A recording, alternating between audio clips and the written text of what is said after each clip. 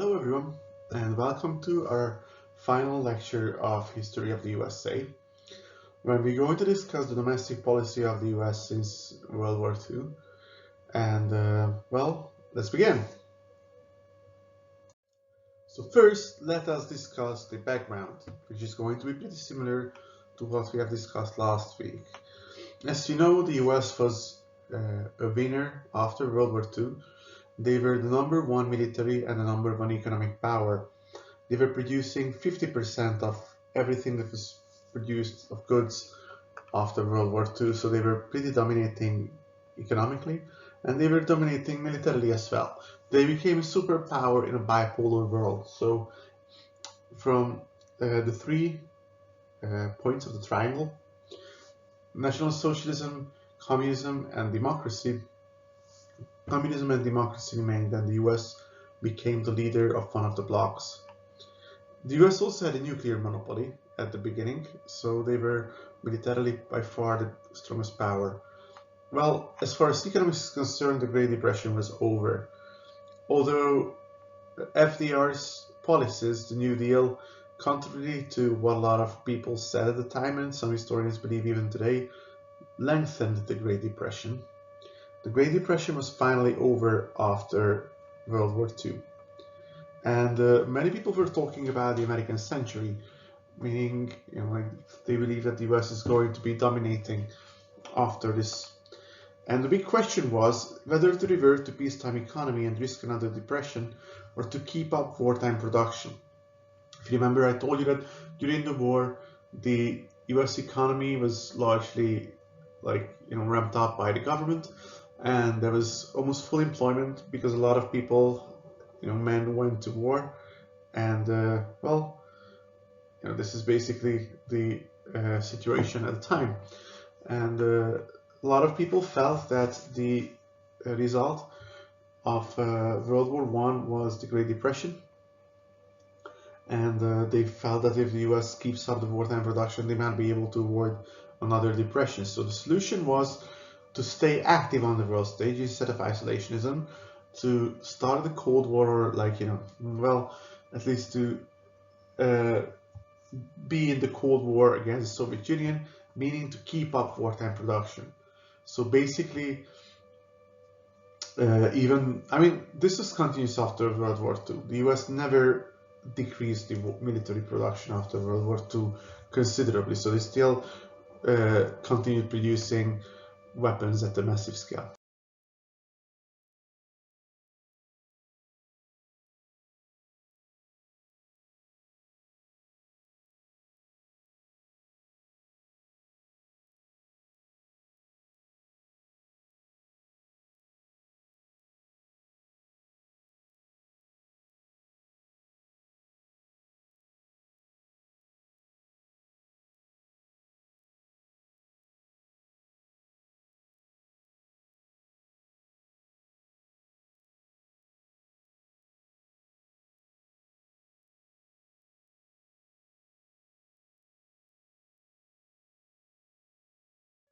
As you hopefully remember from last week, the president at the end of World War II was Harry Truman, who was the vice president of FDR and took over after he passed away.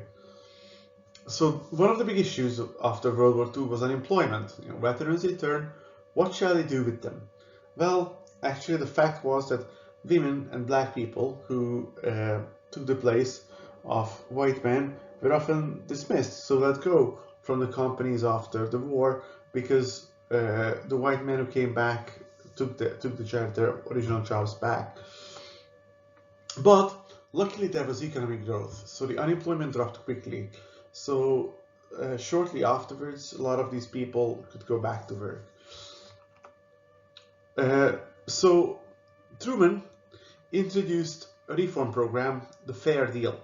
As the name also suggests, the Fair Deal was modeled on the New Deal. So what did this include? First of all, it included support for farmers. In the farming sector, the agriculture was still not doing that well, and Truman wanted to give them support. Also, housing and urban development. He wanted to have government build houses for poor people. Also federal aid to education on like primary, secondary, as well as the university level. He also wanted to pass a national healthcare legislation, um, which would have provided healthcare benefits to all Americans, but Congress doesn't pass it. So by this time there was a Republican Congress, and they were fed up with the increasing power of the government during World War II, so they rejected these reforms. The question after this, I mean, there were many questions in American society, but one of the questions was, what happens to women? What happens to women after they started working during World War II, whether they are going to go back to the home to be homemakers primarily, or whether they're going to stay active on the job market. And the fact is that this was only resolved later in the 1960s. So another important issue was race relations. Why was this important, or why does this come up? If you remember, I told you after World War I that it is often after wars that minorities and women have an improvement in their position, because war is the great equalizer. In the military, it doesn't matter whether you're black or white. What matters is how many stripes you have on your shoulder pad. And especially after World War II, this was important because a lot of the black people who were fighting in the US military in Europe were greeted by the French and by the Europeans as saviors, as liberators, and they were treated very respectfully as heroes. And then when they get home, they have to sit at the back of the bus, and they are discriminated against because they're black. So this is a big wake-up call, or an eye-opening experience for a lot of African Americans.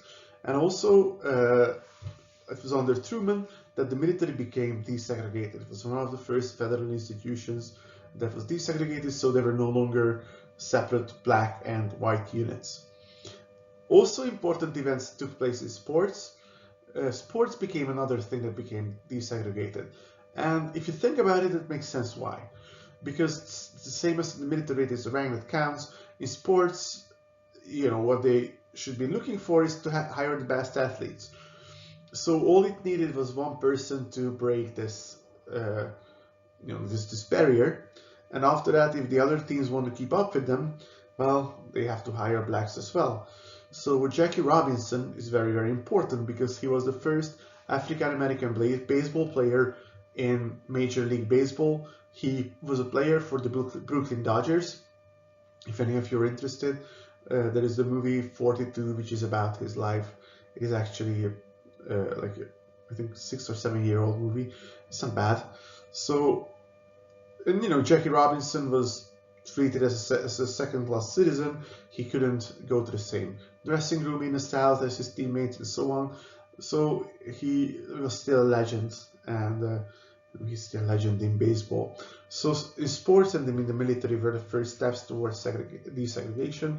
But as you'll see, the real fight for black equalities happened later. So the next president after Truman was Eisenhower, who was a Republican. He was a president from 53 until 61. Eisenhower was a war hero. He was generally respected by the whole American society, and he usually presented himself to be above political battles. It was his vice president, Nixon, who later became president in the late 60s, who was taking the everyday political debates instead of him. During this time, the economic growth continued, and we are talking about the fourth phase of the Industrial Revolution. This period is characterized by welfare, by mass production, by the appearance of suburbs. People moved out to the suburbs because most people had cars by now, so they didn't necessarily have to live in a city center if they wanted to commute to work. And this is also the time of baby boom. Baby boom is the sudden increase in the number of children. This is the most numerous generation of the United States so far. I think it's easy to imagine what happens. The husband was away at war, and then he comes home, and well, obviously he's been away for years, and then suddenly the number of children rises. But also, people, because this was a safe period, relatively stable in spite of the fears of the Cold War, but economically stable period. And then people were not afraid to have children. But this is also, there was also social criticism against this period, because this is a time of this is a rather conservative era, and a lot of people felt that minorities are not treated the way they should be, and also that people are just becoming cogwheels in a machine instead of being individuals. This, as I mentioned, is the fourth industrial revolution. The most important goods produced were cars, planes. This is a time when aviation, commercial aviation, became big, and also electronic goods, especially like radios, television, and so on. So there was also a change in the culture. Rock and roll became big. Of course, the biggest star of rock and roll was Elvis Presley, and Elvis introduced rock and roll to a lot of people. And also, this is the beginning of television. Well, if you ask your parents whether they had a TV growing up, I think a lot of them didn't. At least, in my family, my dad's family didn't have a TV, my mom's family did. But in the United States, by the beginning of the 1960s, so at about the time when like some of our parents were born, or maybe your parents weren't even born, 80% of households had at least one television set. This changed entertainment, but it also changed politics. The first presidential debate that was shown on television was the Nixon-Kennedy debate. And many political scientists say that it was this TV debate that meant that Kennedy won the presidency, because people who listened to it on the radio said that Nixon was better, and people who watched it on TV said that Kennedy was better. Kennedy was just better on TV, better looking, and so on. So this is the Nixon-Kennedy debate, the first televised presidential debate. Also, this is a period of anti-communism. So the second Red Scare already started during the time of Harry Truman. This is when the second Red Scare took place. The Red Scare was a fear and persecution of communists. The first Red Scare happened after World War I, and the second Red Scare after World War II. Obviously the reason for the second Red Scare was that the Soviet Union was gaining ground everywhere, and communism, like in Europe as well as in the Far East. And actually, it must not be forgotten that there were indeed really communist spies in the United States. The Rosenberg trial was an important trial when actually a couple was sentenced to death for espionage. A lot of people were outraged by this, but in reality, they really were spying on the US for the Soviet Union. So this was a very controversial case. Also, a committee was set up in the US Congress. One of the leaders of the witch hunt against communists was Joseph McCarthy, or also called Joe McCarthy, and they call this McCarthyism after his name. What is this McCarthyism about? It's about the hunt after communists, sometimes unjustified, sometimes justified. And they also established this House Committee on Un-American Activities. So a lot of people consider this to be a witch hunt, because they were often going after people who were not really communists, but they were just maybe a little bit more left-leaning, or political opponents, and often Hollywood actors and so on. And eventually even Eisenhower had enough of it. So in the mid-1950s, the anti-communist Red Scare started to die off and die down. But to a certain extent, anti-communism continued until the end of Cold War. So what about race relations? There was a very important Supreme Court case in 1954. This was the Brown versus Board of Education of Topeka County.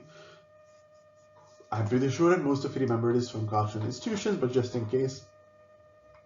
Topeka County is in Kansas, and in Kansas there was segregation.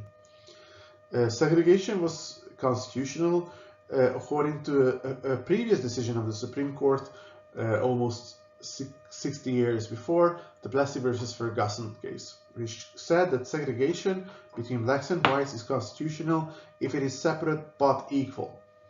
But in 1954, the Supreme Court declared that if it is separate, it cannot be equal.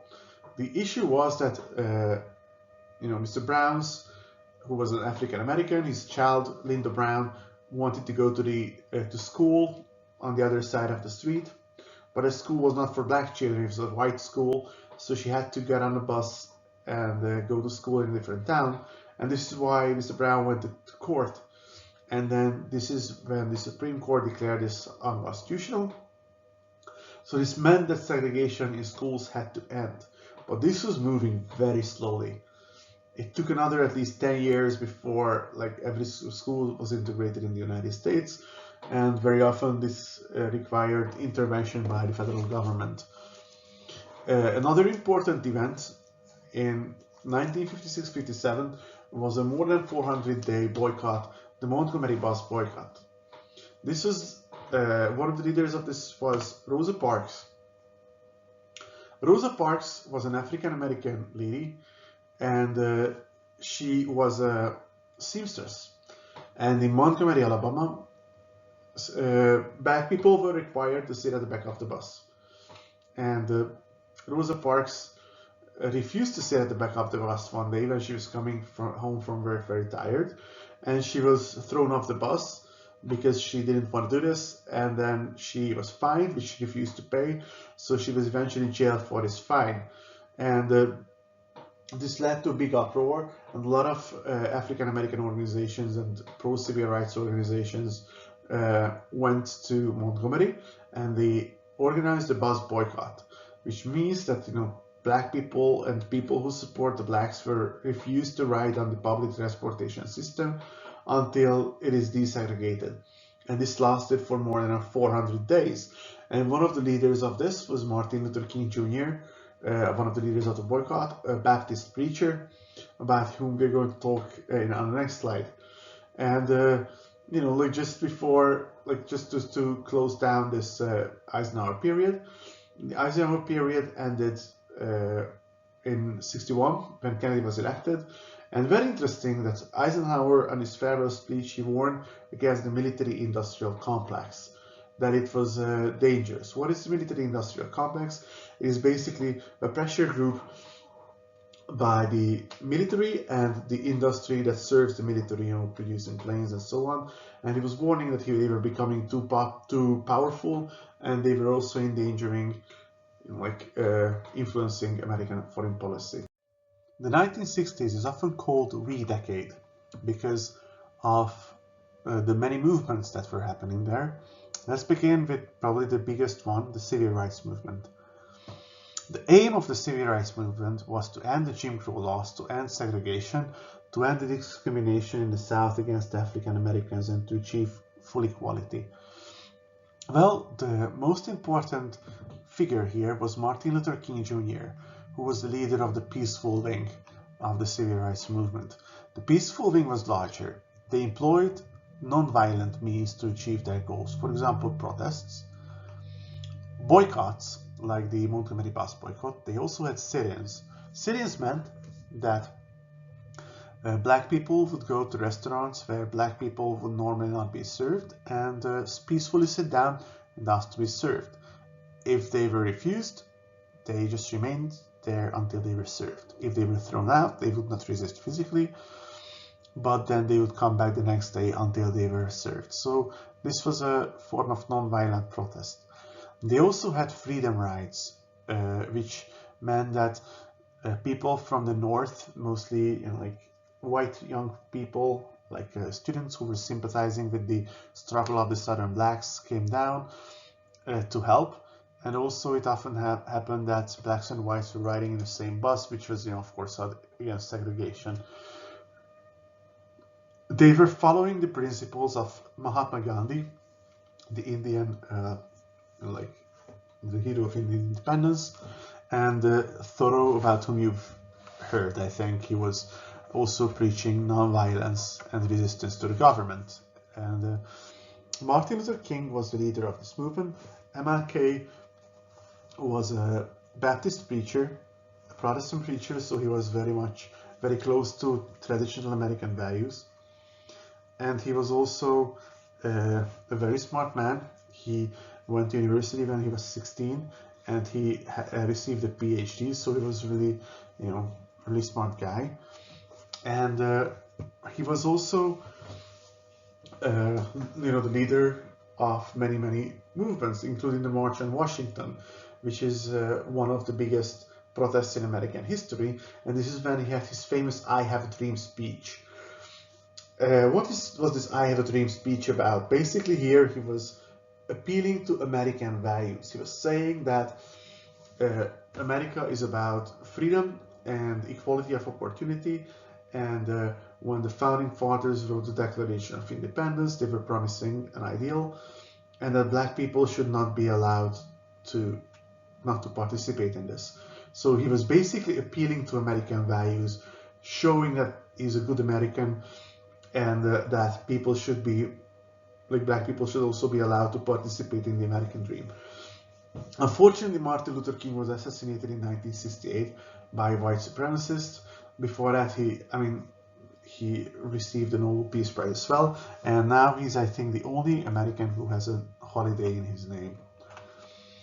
Another leader was Malcolm X. Malcolm X was one of the leaders of the violent wing. We have to understand that the violent wing was not unified. Okay, so there were many competing groups. Malcolm X was one of the leaders. He was compared to Martin Luther King. He was a Muslim. He chose to be a Muslim because he wanted to reject Christianity, which he considered to be the white man's religion. He also adopted this X in his name. His original name was Malcolm Little, because he said that X symbolizes the original slave African name that was lost in history. So Malcolm X was also assassinated, but he was not assassinated by a white supremacist, but by an even more radical black person who was against Malcolm X, because towards the end of his life he started to open up towards white people, like, saying that, like, maybe not all of them are so terrible.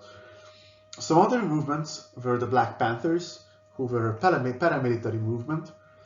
You can see some of them here.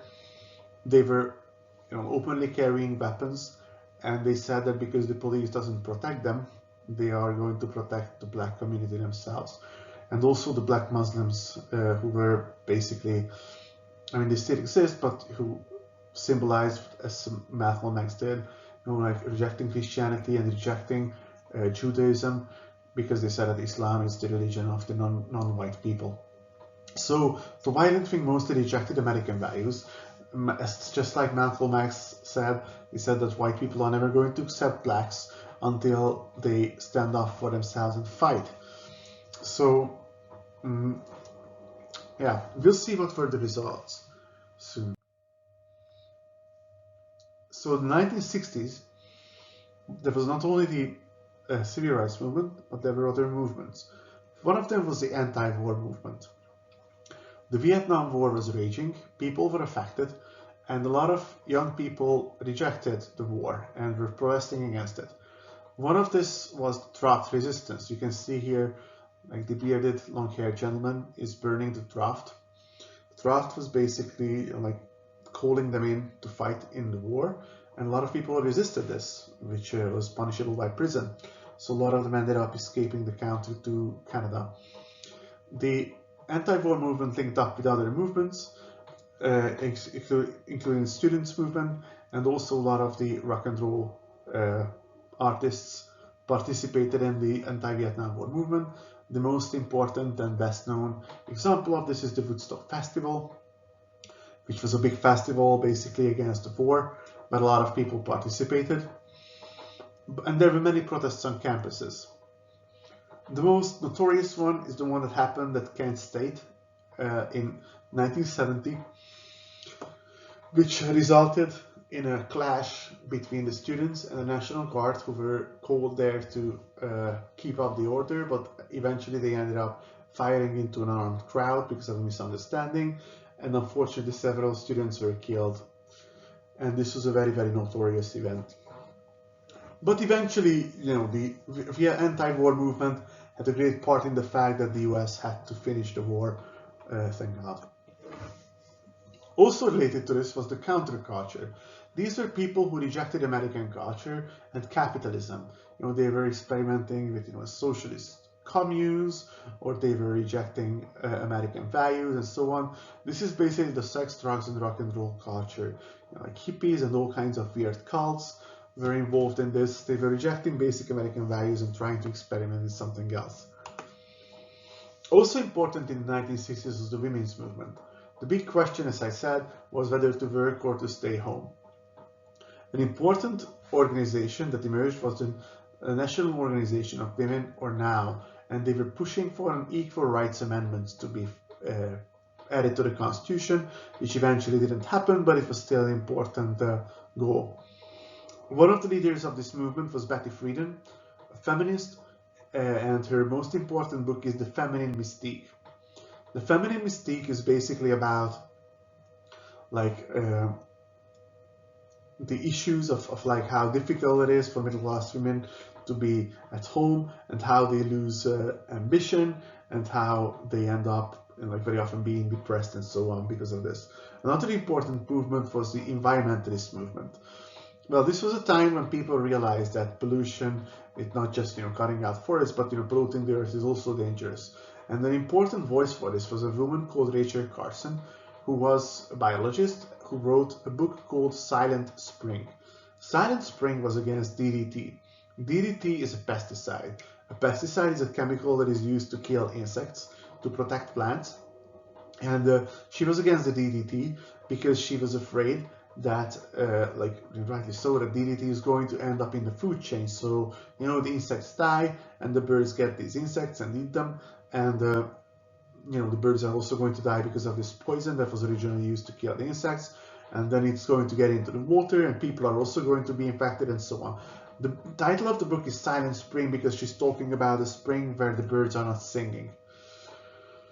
Another important organization that was created at this time was Greenpeace. Greenpeace was originally green and peace, meaning that they were for the environment and for peace. They were mostly against nuclear testing, against detonating atomic bombs. And, eventually Greenpeace kind of became more and more only for the environment and not caring so much about peace or non-violence and so on. But in the beginning they were like this. Another important event is that a group that emerges, the New Left, who is basically like an intellectual movement on campuses and also in academia, basically questioning the looking at history from the perspective of working class and looking reevaluating the role of America in the world, maybe not always being so good and so on. But there were many other movements, including the movements of the Chicanos, the Mexican Americans, the movements of the Native Americans, and so on. So there were basically the 60s was a time when there were many movements, not just the civil rights movement and the anti-war movement, but all of these other movements. I think I even forgot to mention, the movements of the gay people.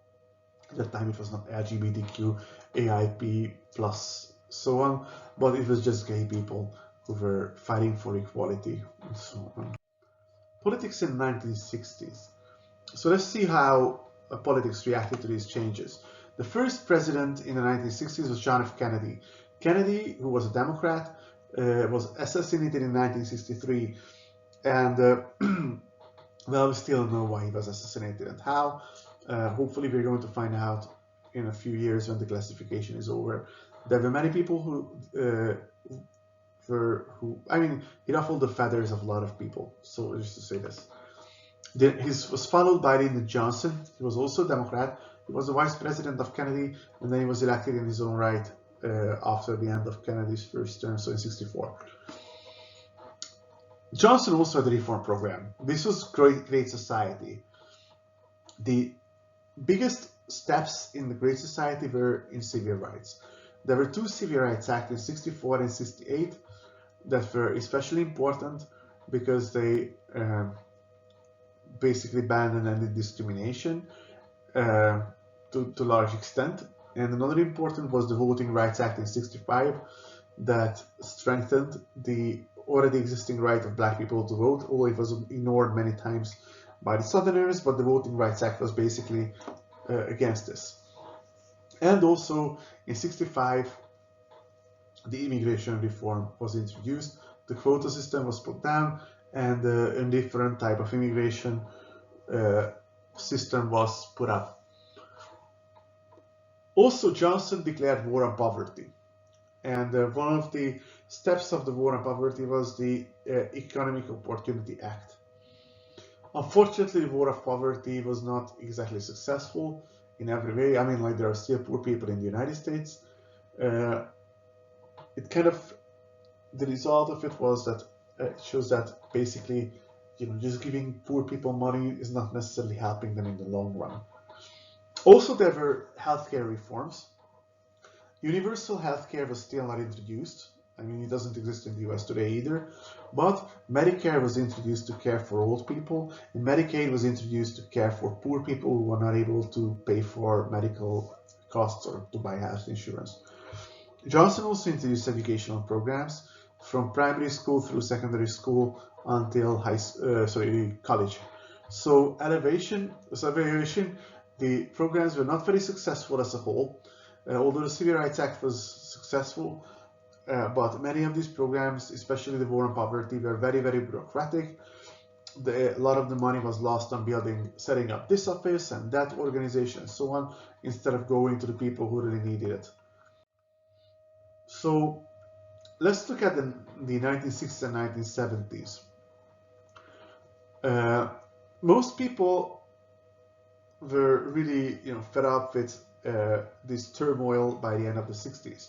There was violence on the streets, race riots in black neighborhoods like in Watts in Los Angeles. There were political assassinations, including John F. Kennedy, Malcolm X, Martin Luther King, Robert F. Kennedy, who was John F. Kennedy's brother and a possible contester to Nixon. So a lot of people had enough of this. This is why Richard Nixon could win the election in 1968 by his program Law and Order.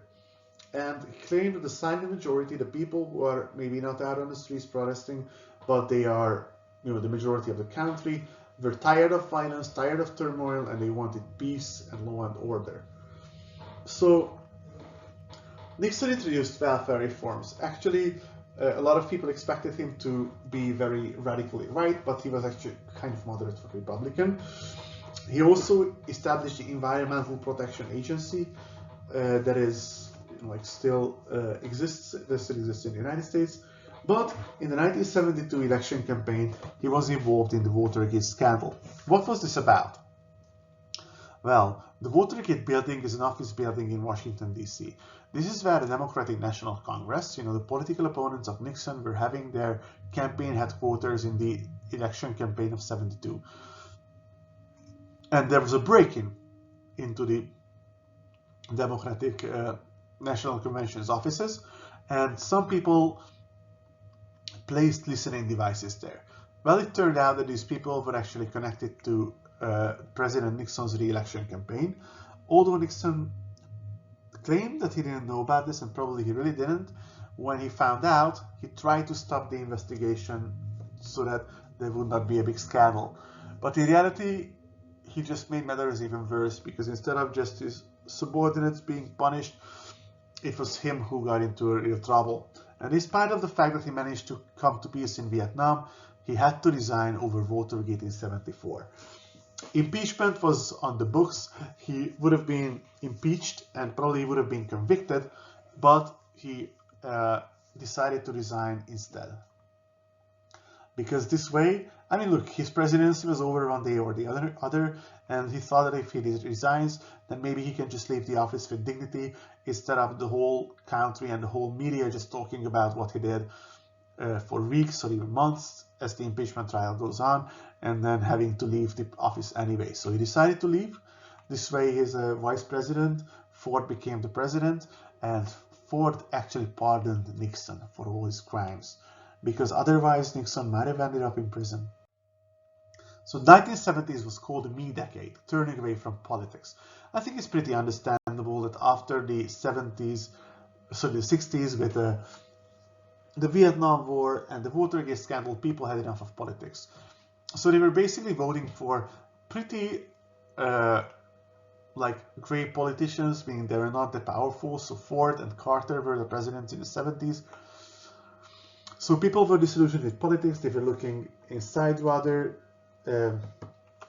And there were many questions. Many people questioned the unifying myths of the United States.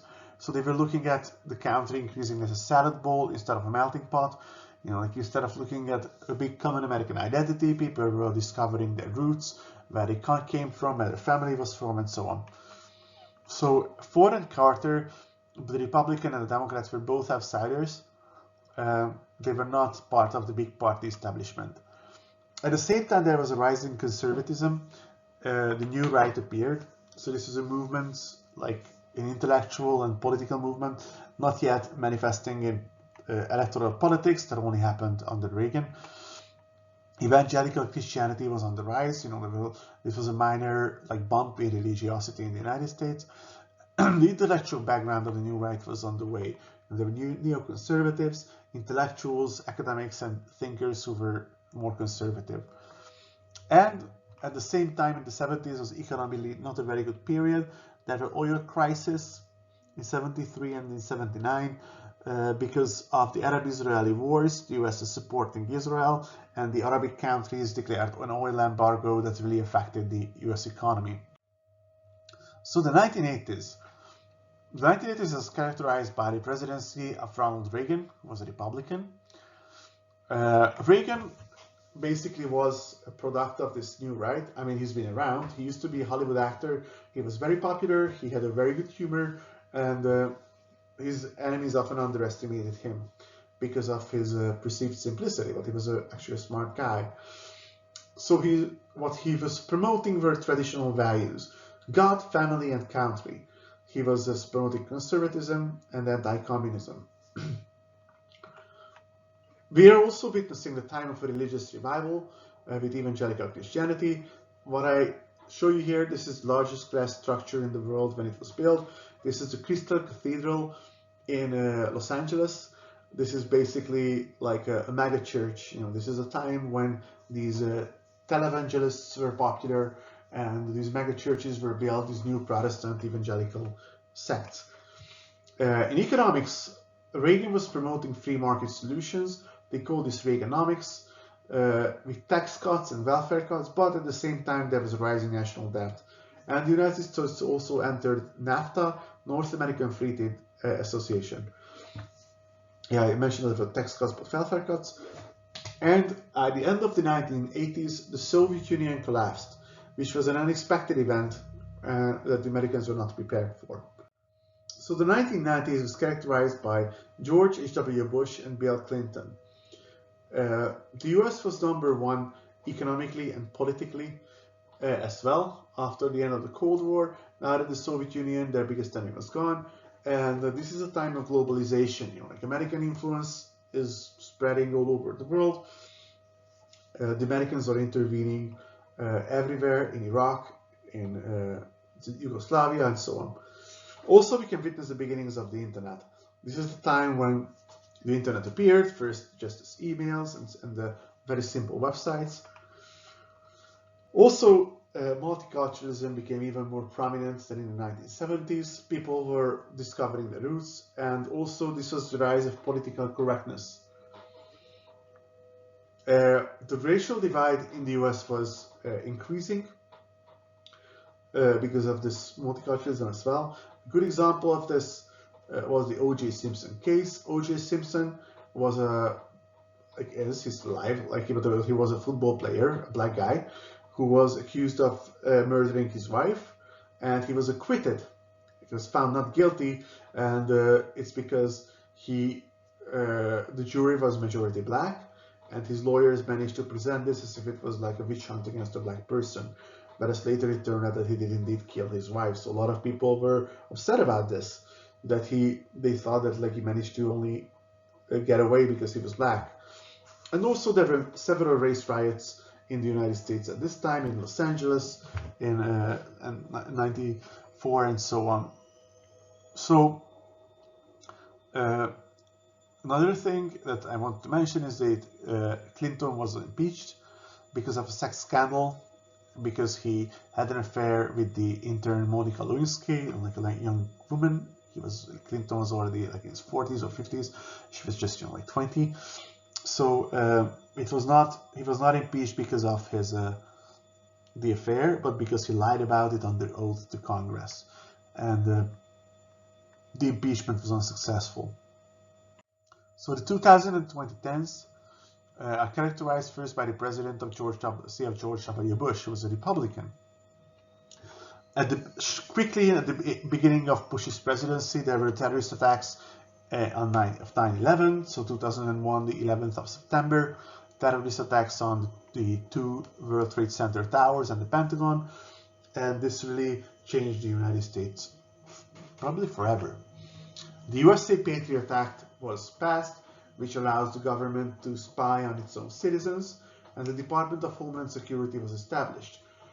And actually it committed, along with the CIA and the National Security Establishment, they committed many civil rights abuses, which the famous whistleblower Edward Snowden uncovered in 2013 about how the government spies on its own citizens. An economic recession happened at the end of Bush's presidency and the beginning of Obama's in 2008 and 9. This led to even more government intervention into the economy, bailouts, which means that they gave money to big companies to stay afloat so that they would not go bankrupt. And this creates a moral hazard. What do I mean by this? These companies, big companies, would have gone bankrupt, and then the government gives them money so that they don't go bankrupt. Because what they say is that they want to preserve jobs, because these companies employ a lot of people. But the problem here is that if the businessmen see that if they would go bankrupt, the government is just going to give them money, they're going to take risks, because I can't fail. I'm too big to fail. The government is going to help me anyway. So this is a big problem even today. And this is bipartisan. Both parties did this. Obama did this as well. Obama, who was the first African-American president to be elected, Democrat from 2009 to 2017. So, his presidency was, it didn't end that long ago. So we can talk about the rise of the social media. This is a time when the Facebook, Twitter, and so on became very important. But at the same time, the national debt is increasing. Both the Republicans and the Democrats are just taking more and more and more loans. And this is also the beginning under Obama of, not beginning, but the escalation of identity politics. So people, instead of looking at themselves as Americans, they're increasingly starting to see themselves as black or white, gay or straight, rural or urban, and so on. So the country is becoming more and more. What about today? So 2016 brought about the election of Donald J. Trump, who's a Republican, but he's a Republican that was also hated by the Republican establishment, because his election was in many ways a backlash against the political correctness and the coastal elites, the elites from New York and from California, by the so-called deplorables. This is a word that was used by Hillary Clinton, Trump's opponent, to designate the people who vote for Trump, as being it's a very negative term. And basically, most people who voted for Trump didn't like him that much. They were voting him as a protest against the political elites and the media. The political elites of both the Republican and the Democratic parties and the media that they considered to be untrustworthy, with good reason. So Trump was also standing a strong anti-immigration, or better to say anti-illegal immigration stance, by claiming that he's going to build a wall on the Mexican border, which of course didn't happen. He was also saying that he would put America first, meaning that a lot of Americans believe that the presidents were trying to play world leaders instead of taking care of their own country. Also, Trump didn't begin, but he was definitely making even stronger the political polarization, tribalization of the United States. People either love Trump irrationally and everything that he says is good, and try to defend every stupid thing that he does, or hate him and even the good things that he does, they hate. So, we can talk about the alt-right, which is like the extreme left, against the social justice warriors, who are these like very much like PC people. Like the two pictures that I have here, one is Mino Yiannopoulos, who's a big supporter of Trump. He's actually a gay Jewish guy, and who has a black boyfriend, I think, but I don't want to go into details about this. And the other one is an iconic picture from the election of Trump. Like a lot of his people who were against him were like screaming uncontrollably when he won. So this is basically like, people, instead of like weighing politics rationally, are increasingly being emotional about it, and I think this is a big issue. This is a big problem. Whether it is for or against Trump, I think it's a big problem. Also, the big tech, Facebook, Google, Twitter, and other big companies are increasingly controlling many aspects of our life. They're influencing our politics, they're influencing what news we see and what we can't, and they have no control over them whatsoever, which is a big problem. Also, Trump's presidency was characterized by the media being after him, or it has been so far, and I don't think it's going to change in the future either.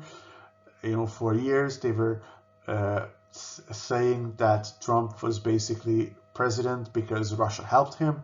This turned out to be false. And they also tried to impeach him in the beginning of 2020, unsuccessfully, on basically like pretty weak charges. Meanwhile, while like everybody is focused on Trump and the stupid things that he says, trying to defend him or trying to attack him, meanwhile, the debt of the United States is increasing very, very quickly, and the US is heading towards a huge economic crisis that might be as big or even bigger as the Great Depression. So we'll see what happens, but the problem is that Trump doesn't seem to be the unifying figure who can deal with an issue like this, whereas the US would really need a president or somebody who can unify the country now before the big crisis hits. Okay, so we'll see what happens. And I'm really looking forward to hearing your questions. Bye-bye, take care.